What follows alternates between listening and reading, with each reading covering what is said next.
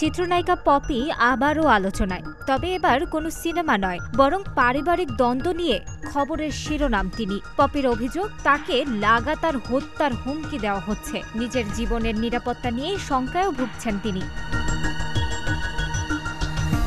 পারিবারিক বিরোধ ও সম্পত্তির সমস্যাকে কেন্দ্র করে তাকে পরপর হত্যার হুমকি দেওয়া হচ্ছে বলে জানান পপি। তিনি বলেন, তার চাচাতো বোন জামাই তারেক আহমেদ চৌধুরী দীর্ঘদিন ধরে তাকে হুমকি দিয়ে আসছেন।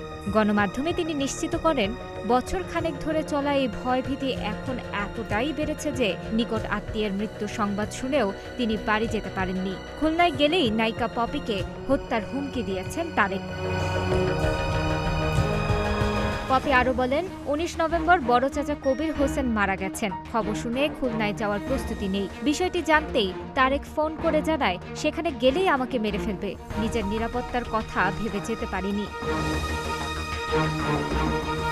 এর আগে ২০০৭ সালে চাচা কবির হোসেনের কাছ থেকে তিনি জমি কিনেন। দলিল থাকা সত্ত্বেও তিনি সেই জমির দখল পাচ্ছেন না। অভিযোগ রয়েছে, জমিটি দখল করে রেখেছেন তার চাচাতো বোন মুক্তা ও তার স্বামী তারেক। জমি ভোগ করতে গেলেই নানা ভয় দেখানো হয়। এই অভিনেত্রী আরও বলেন, আগের সরকারে আওয়ামী লীগের কিছু স্থানীয় নেতাকে ব্যবহার করে আমাকে হয়রানি করা হয়েছে। সরকার পরিবর্তনের পর এখন বিএনপির নেতাদের সঙ্গে সখ্য গড়ে একই হুমকি ধামকি দিচ্ছে তারেক। সে স্পষ্ট বলেছে, খুলনায় গেলে জীবিত ফিরতে পারবো না আমি। অভিযোগ সম্পর্কে জানতে তারেক আহমেদ চৌধুরীর সঙ্গে যোগাযোগ করা হলে তিনি গণমাধ্যমে কোনো কথা বলেননি। চিত্রনায়িকা পপি বর্তমানে নিজের নিরাপত্তা নিয়ে চরম উদ্বেগে রয়েছেন। তিনি প্রশাসনকে প্রয়োজনীয় পদক্ষেপ নেওয়ার দাবি জানিয়েছেন।